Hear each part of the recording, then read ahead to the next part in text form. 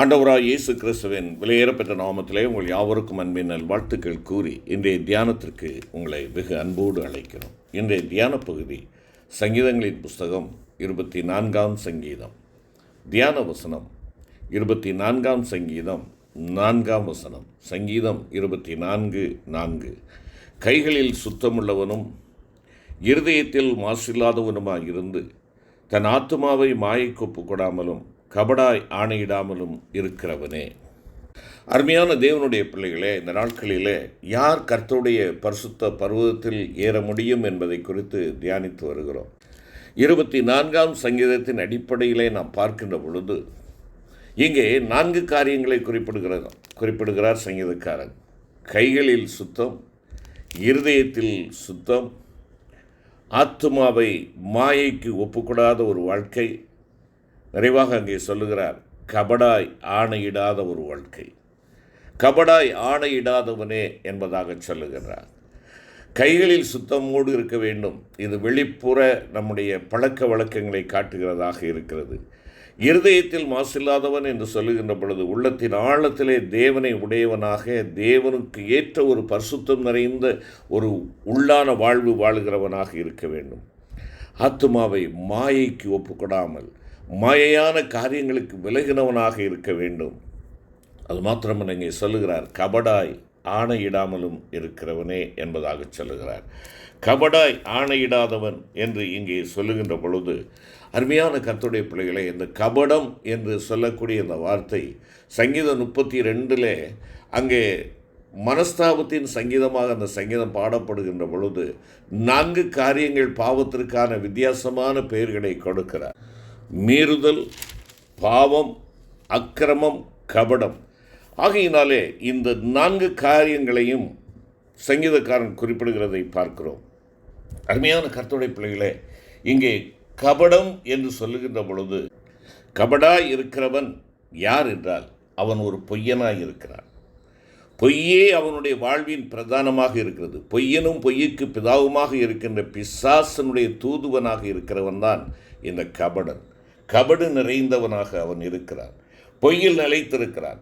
வஞ்சனையாக பேசுகிறான். மன்னிப்பை பெற்றுக்கொள்ளாதவனாக அவன் இருக்கிறான். அருமையான கர்த்தருடைய பிள்ளைகளே, ஆகையினாலே அவனை குறித்து பரிசுத்த வேதாகமத்திலே பார்க்கின்ற பொழுது மனம் திரும்பாத பட்சத்தில் அவன் தண்டிக்கப்படுவான் என்பது மிக மிக நிச்சயமான ஒரு காரியமாக இருக்கிறது. அது மாத்திரமல்ல, நீதிமொழிகள் 12:20 நாம் பார்க்கின்ற பொழுது அவன் தீங்கை விதைக்கிறவனாக இருக்கிறான். தீங்கை விதைக்கிறவனாக இருக்கிறான். என்னை கேட்டுக்கொண்டிருக்கிற அருமையான சகோதரனே, சகோதரியே, நாம் எதை விதைக்கிறோம்? நீதிக்கென்று விதையுங்கள் என்பதாக வேதம் சொல்லுகிறது. நாம் நீதியை விதைக்கிறோமா? நீதி என்று சொல்லுகிற பொழுது நன்மையான காரியங்களை நாம் விதைக்கிறோமா? தீங்கை விதைத்து கொண்டிருக்கிறோமா? ஆக இந்த கபடன் என்ன செய்கின்றான்? எங்கு சென்றாலும் அவன் தீமையானவைகளை விதைக்கிறவனாக, தீமையை கொடுத்து மக்களுக்குள்ளாக பெரிய குழப்பங்களை உண்டு பண்ணுகிறவனாக அவன் காணப்படுகிறான். ஒருவேளை நம்மிடத்திலே பிசாசனன் வந்து பார்த்தாயா உனக்கு விரோதமாக எவ்விதமாக பேசினார்கள், நீ மிகவும் எளிதாக இல்லை என்றால் மென்மையாக அவர்களை நடத்துகிறாயே, அவர்கள் சொன்ன காரியத்திற்கு பதில் நீ கொடுக்க வேண்டாமா என்று சொல்லி நம்மை தீமைக்கு தீமை செய்யும்படியாக நம்மை ஏவுகிறவனாக இருக்கிறான். அருமையான கர்த்தருடைய பிள்ளைகளே, வேதம் சொல்கிறது நீங்கள் தீமையை நன்மையினாலே வெல்லுங்கள். தீமையை நன்மையினாலே வெல்லுங்கள். ஒருவன் உனக்கு தீங்கு செய்கிறான் என்றால் அவனுடைய வாழ்க்கையிலே நன்மையை விதைக்க வேண்டும். நீங்கள் நன்மையை விதைக்கிறவர்களாக நீங்களும் நானும் காணப்படுகிறோமா? தீமைக்கு தீமை செய்கிறவர்களாக, பதிலுக்கு பதில் செய்து சரி கட்டுகிறவர்களாக நாம் காணப்படுகிறோமா? யோசித்து பார்க்க வேண்டும். இன்றைக்கு அமைதியற்ற சூழ்நிலை குடும்பங்களிலே, திருச்சபையிலே, சமுதாயத்திலே காணப்படுவதற்கு காரணம் என்ன? நாம் நன்மையை விதைக்கவில்லை, தீமையை விதைத்து கொண்டிருக்கிறோம். போட்டி பொறாமைகளை விதைத்து கொண்டிருக்கிறோம். பொய்யை விதைத்து கொண்டிருக்கிறோம். மாயையான காரியங்களை விதைத்து கொண்டிருக்கிறோம். அருமையான கர்த்தருடைய பிள்ளைகளே, ஆனால் வெளியே வருகின்ற பொழுது நாம் தேவனுடைய பிள்ளைகள் போல, பரலோகத்திலிருந்து இறங்கின தேவ தூதர்களைப் போல நாம் தோற்றமளிக்கிறவர்களாய் காணப்படுகிறோம். பிரியமான கர்த்தருடைய பிள்ளைகளே, நாம் எதை விதைக்கிறவர்களாக நாம் இருக்கிறோம்? கபடன் என்கிறவன் தீங்கை விதைக்கிறான். அவன் ஆவியிலே உண்மையற்ற ஒரு தன்மை காணப்படுகிறது. அது மாத்திரமல்ல, அப்போஸ்தலர் 13ஆம் அதிகாரம் 10வது வசனத்தை பார்க்கின்ற பொழுது, அவன் பொல்லாங்கு நிறைந்தவனாய் இருக்கிறான், பிசாசின் மகனாக இருக்கிறான், நீதிக்கெல்லாம் பகைஞனாக இருக்கிறான், கர்த்தருடைய செம்மையான தூய்மையான வழிகளை எல்லாம் அவன் புரட்டுவதிலே கண்ணும் கருத்துமாய் இருக்கிறான். பாதையை மாற்றி போடுகிறவன், இல்லை என்றால் தவறான பாதைக்குள்ளாக நடத்துகிறவன், புரட்டன், எத்தனாக அவன் இருக்கிறான். அருமையான கர்த்தருடைய பிள்ளைகளே, என்னிடத்திலே இப்படிப்பட்ட சிந்தைகள் உண்டோ, இப்படிப்பட்ட காரியங்கள் என் மூலமாக நடைபெற்று வருகிறதோ, கவனமாக இருக்க நாம் அழைக்கப்படுகிறோம். ஆம் அன்புக்குரிய கர்த்தருடைய பிள்ளைகளே, ஏனென்றால் நீங்களும் நானும் பரிசுத்த பர்வதத்தில் ஏறுவதற்காக அழைக்கப்பட்டவர்கள்.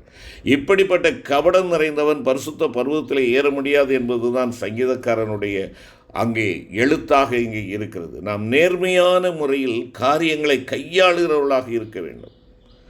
ஒளியில் நடக்கிறவர்களாக, ஒளியின் பாதையை தெரிந்து கொண்டவர்களாக இருக்க வேண்டும்.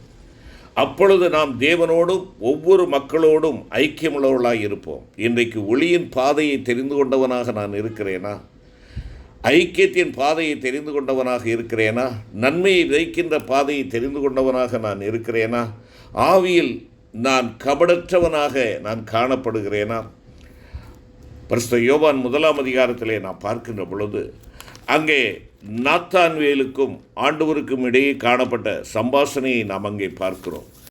நாத்தான்வேல் ஆண்டவராய் இயேசு கிறிஸ்துவை சந்திக்க வருகின்ற பொழுது ஆண்டவர் அவனை எப்படி அழைக்கிறார்? இங்கே பாருங்கள், 1ஆம் அதிகாரம் 47ஆம் வசனம்.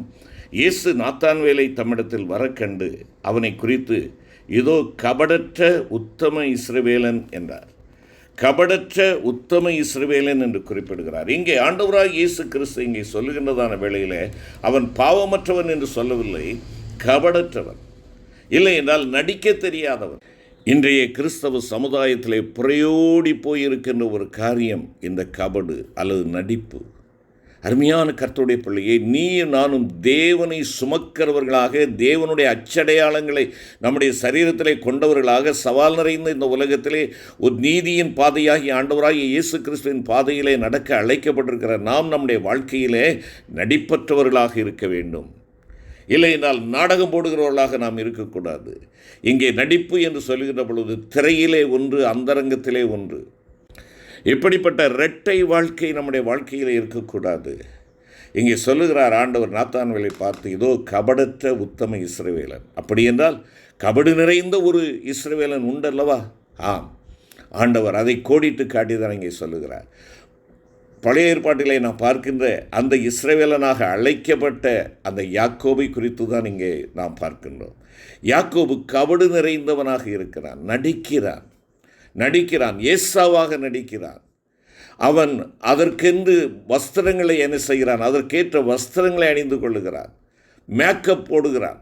ஆம் அருமையான கர்த்தருடைய பிள்ளைகளை, இன்று கிறிஸ்தவனாய் இருக்கிற நீயும் நானும் இவ்விதமாக மேக்கப் போட்டுக்கொண்டு வெளியே கிறிஸ்தவன் என்ற போர்வையில் கரங்களிலே பரிசுத்த வேதாகமத்தை தூக்கி கொண்டு ஆலயத்திற்கு சென்று ஆலயத்திலே முதன்மையான இடங்களை பிடித்து கொண்டெல்லாம் நாம் இருக்கிறோம். இது திரையில் காணப்படுகின்ற ஒரு வாழ்க்கை.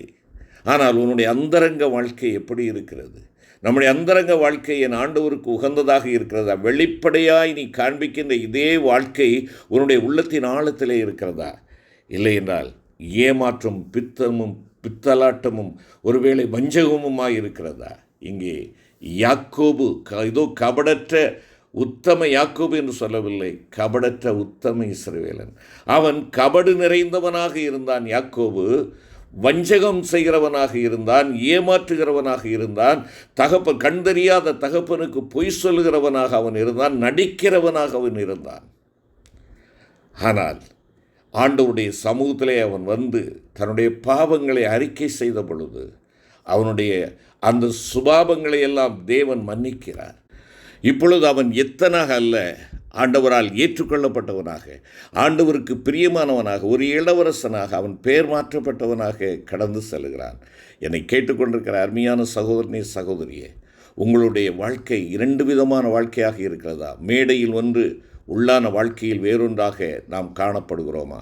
என் ஆண்டவருக்கு இடமில்லாத உள்ளான வாழ்க்கை அது கபடு நிறைந்த ஒரு வாழ்க்கை. அது பிசாசுக்கும் அவனுடைய தூதர்களுக்கும் உரிய ஒரு வாழ்க்கையாக மாறுகிறது.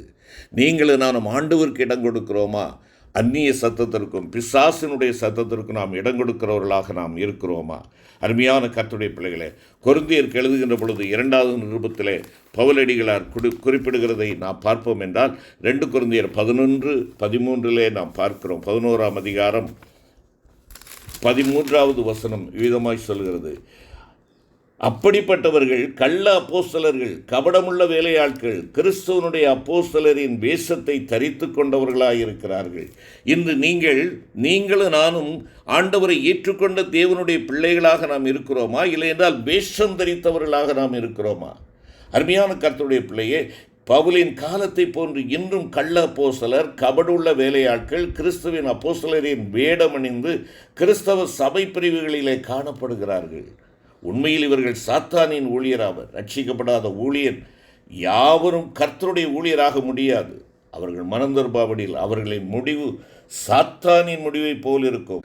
அருமையான கர்த்தருடைய பிள்ளைகளே, ரட்சிப்புக்கு விரோதமான எந்த ஒரு செய்தியாக இருந்தாலும் சரிதான், ஆண்டவராகிய இயேசு கிறிஸ்துவின் நாமத்திற்கு எதிரடையான எந்த செய்திகளாக இருந்தாலும் சரிதான், கவனமாக இருப்போம். நம்முடைய செவிகளை மறைத்து கொள்ளுவோம். தேவனை நோக்கி பார்ப்போம். கபடற்றவர்களாக, கபடாய் ஆணையிடாதவர்களுக்கு, பொய்யான வார்த்தைகளுக்கு நாம் கீழ்ப்படியாதவர்களாக, செவி கொடுக்காதவர்களாக இருக்க நம்மை அர்ப்பணிப்போம். அன்பின் ஆண்டவரே, பொய்யான மாயையான செய்திகளுக்கு, கபடு நிறைந்த வார்த்தைகளுக்கு நாங்கள் செவி கொடுத்து எங்களை வீணடித்து விடாதபடி பரிசுத்த பருவத்திலே ஏறுவதற்காக நாங்கள் எப்பொழுதும் உம்மை உறுதியாய் பற்றிக்கொள்ள நீர் கிருபை தாரும். மீட்பர் இயேசுவின் மூலம் வேண்டிக் கொள்கிறோம் பிதாவே, ஆமென்.